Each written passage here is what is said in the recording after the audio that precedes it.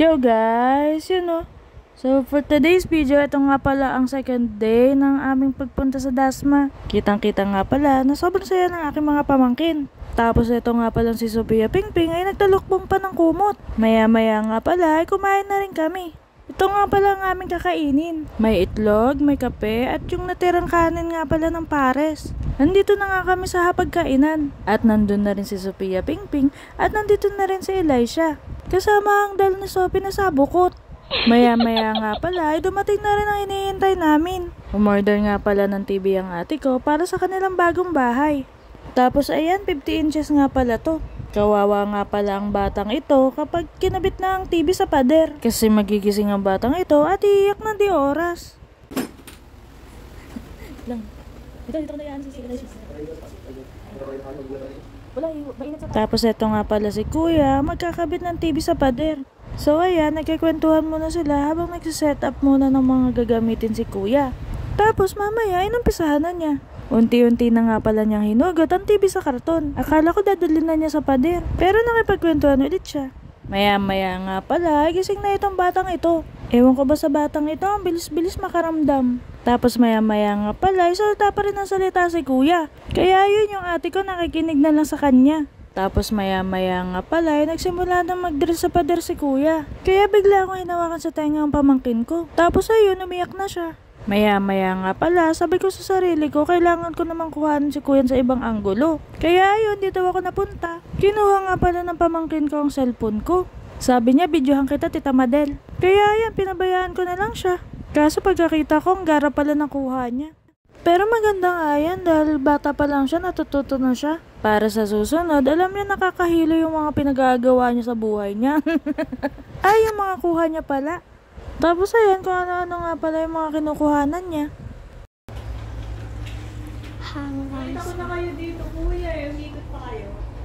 Oo. Kamali ako eh. Hanggang sa susunod, paalam. Maya-maya nga pala, natapos na ni Kuya ikabit ang TV. Tapos ayan, sinaksak na nga niya. Dumating na nga dito ang iba ko pang mga kapatid. Tapos ayun si Sophie, hinatak na nga ang kanyang Tito Reniel na magsayaw. Sayaw-sayaw na naman ang mga itik. Ayan na.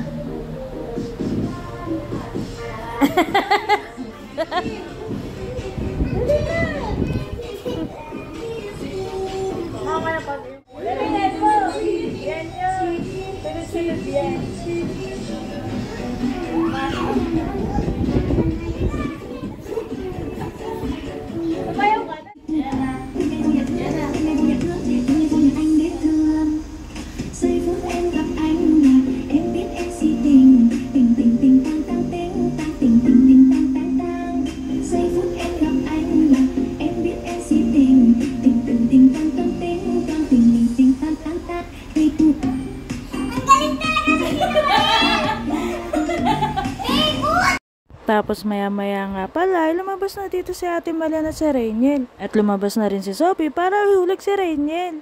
Bali kitang-kita nga pala dyan na inaayos nila yung trapal sa taas dahil nga nasira ng hangin. So para nga ma-distract si Sophie, sinabi ko sumaya na lang muna siya. Tapos ibibidyo ko siya. Kaya ayun, ginawa na nga ng person. Kaso pag nung apat na upuan eh, mag-edit. Ay, naku, Tito, yun ito nga!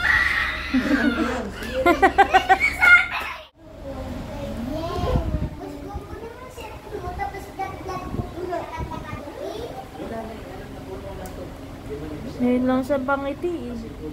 So dito nga pala, ay nilalaro na lang muna si Elisha ng kanyang mga tita. Dahil maya-maya nga pala, ay alis na din kami para kumain sa labas. So ayan nga pala si Reniel at ninaayos na ang mga tali-tali dito. Andun nga pala si Ate Gaw at si Ate Grace na naghihintay na rin. Tapos maya-maya nga pala, ay nandito na rin kami sa Robinsons. Bali dito nga pala kami kakain Dito nga pala kami kakain sa Hong Kong Noodles Dim Sum House. Muntik na naman ako mabulol. At maya-maya nga pala, ay nilagay na ni Kuya mga order namin dito. Ito nga pala yung mga in-order namin. Tapos para siyang katulad ng Chowking. Masasarap din ang mga pagkain nila dito guys. Tapos ayun nga palang dalawa, magkatabi pa rin sa pagkain. Natapos na nga din kaming kumain dyan, kaso hindi ko na na-video yung katapusan. Kaya ayan, pauwi na rin kami. Kaya dito ko na tinatapos tong video na to. Hanggang sa susunod, paalam, mamamamam.